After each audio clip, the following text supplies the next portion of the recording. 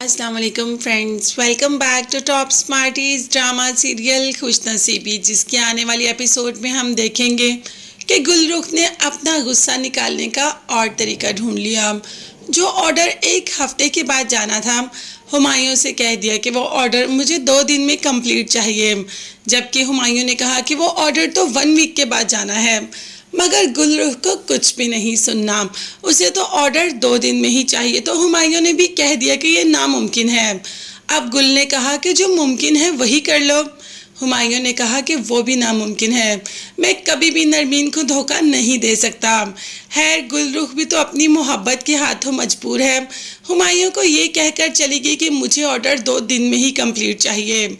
अब डैनी ने हुमायूं को समझाया कि आप ये ऑर्डर कंप्लीट करें, हम किसी तरीके दिन रात मेहनत करके ये ऑर्डर कंप्लीट तो कर देंगे, मगर उसके बाद हम ये बुटीक भी छोड़ देंगे।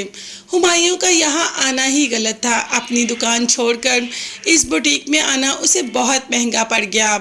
अब महंगा तो गुल को भी पड़ गया, क्योंकि पहले हुमायूं उसके घर आकर उसकी माँ की अच्छी खासी तीमारदारी कर देता था, और अब डॉक्टर्स ने कह दिया कि हुमायूं को बुलाएं, जो कि इनके पास था, उनसे ही इसकी तबीयत ठीक रहती थी। गुल ने कहा कि वो उनका बेटा नहीं है, वो तो मेरे पास जॉब करता है, वो भी मेरी बुटीक पर। डॉक्टर ने भी कह दिया कि जो भी है उसी को बुलाएं। उसके आने से इनकी रिपोर्ट्स काफ़ी अच्छी हो गई। अब गुल को समझ नहीं आ रही कि आखिर क्या करे।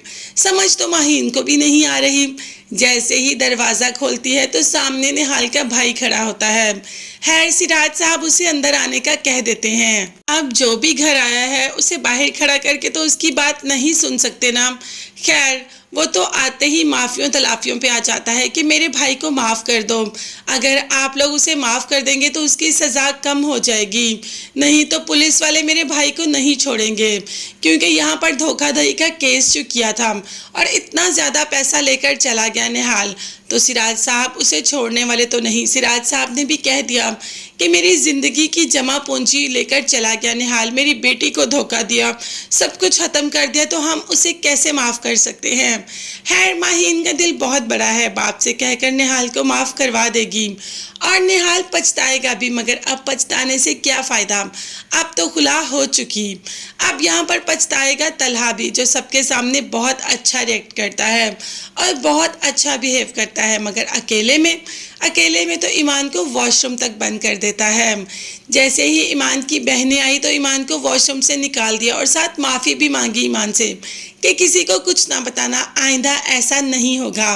मगर आइंदा भी ऐसा ही होगा। ईमान को बहुत जल्द कोई फ़ैसला ले लेना चाहिए, और ईमान जितने खुले जहन की है वो बहुत जल्द ये फ़ैसला ले लेगी कि उसे तलहा के साथ नहीं रहना, और यही फ़ैसला ईमान के हक़ में बेहतर होगा। मगर तब तक के लिए चैनल को सब्सक्राइब कीजिएगा। नेक्स्ट वीडियोज़ तक के लिए अल्लाह हाफिज़, बाय बाय, टेक केयर।